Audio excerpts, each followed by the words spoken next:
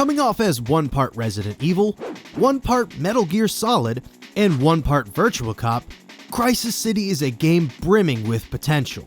Featuring multiple playable characters, each with their own overarching story, fully voiced cutscenes, and mildly nuanced action, Crisis City's bemusing intent remains admirable. Unfortunately, it falls victim to messy controls, irritating camera angles, and other common issues typical of early 3D games. And despite all of that, I can't stop playing this trash. Oh my god, I love it. While it doesn't quite earn Kusoge status, entertaining trash certainly sums up the bizarre charm of Crisis City.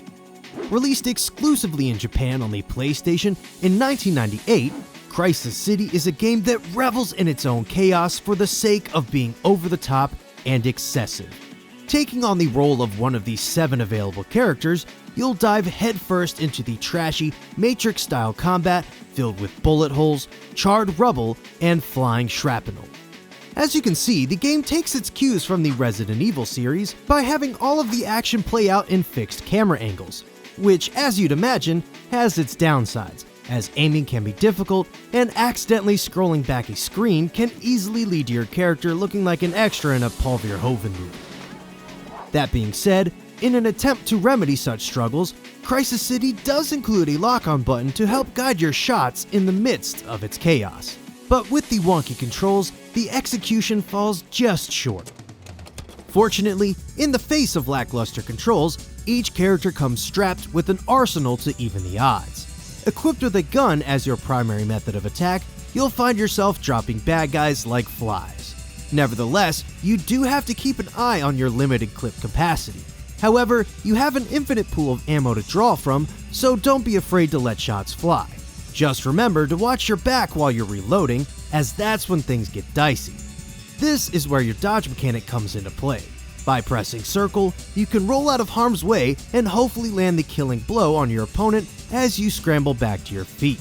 With bullets zipping in every which direction, you'll definitely want to rely on your dodge, as it only takes a few small hits to find yourself staring at the continue option. Luckily, continues are unlimited and checkpoints aren't too uncommon. Back on the topic of weapons, your gun isn't your only source of firepower, as you've also got grenades capable of effortlessly taking out tougher enemies or triggering massive explosions that can wipe out entire waves of soldiers. Despite danger lurking around every corner, each level is fairly short, spanning just a few screens. But they are jam-packed with as many explosions, gunfights, robots, and vehicular manslaughter as possible. At times, this game makes GTA look like a trip to Bath & Body Works. While the bursts of action may be brief, they hardly ever let up, with each passing level testing just how much fodder they can throw at you.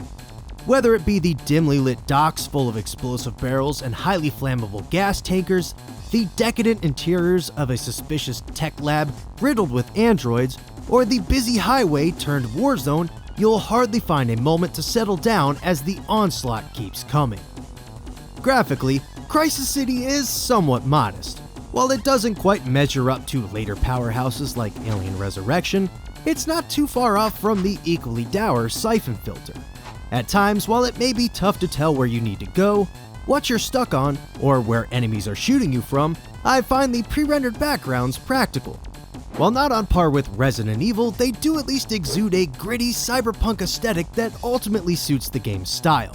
But at times the graphics do show their age, like these hilariously blocky NPCs that look like they fell out of a Minecraft game. Gotta love the PS1.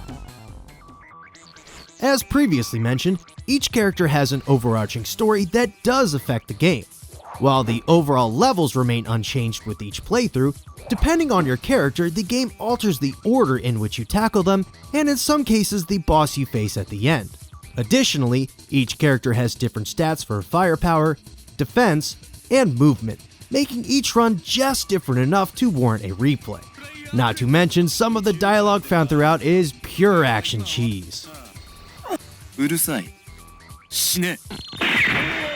And if you thought it couldn't get any crazier, well, we gotta talk about Extra Mode, which is unlocked after beating the game, where the carnage is so deliberately cranked it makes Commando look like Baby's Day Out.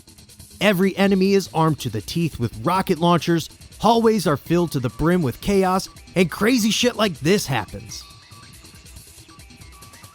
It's comedic how relentless this mode gets, as just about anything can happen. Like, watch this boss accidentally kill themselves because they were too close to their own massive explosive shot.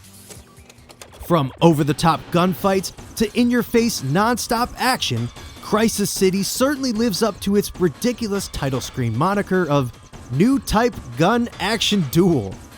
While it's far from perfect, especially with controls that feel downright archaic compared to more modern efforts, they're at least adaptable with a bit of practice and hold up better than something like tank controls. Despite the obvious flaws like inadvertent screen switching, awkward maneuverability, and occasionally punishing difficulty, Crisis City is peak, unfiltered action schlock that just begs to be experienced.